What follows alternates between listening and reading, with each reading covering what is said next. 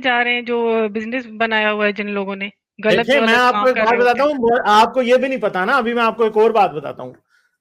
مولویوں میں ایک رائے ہے, ابھی میں آپ کو مولویوں کے اندر کی بات بتانے لگا ہوں, ٹھیک ہے؟ جو جی ملا آپ کو نہیں بتائے گا وہ آپ کو غالب بتائے گا, یعنی جو آپ کو ملا جو آپ سے ملا چھپاتا ہے وہ آپ کو غالب بتاتا ہے.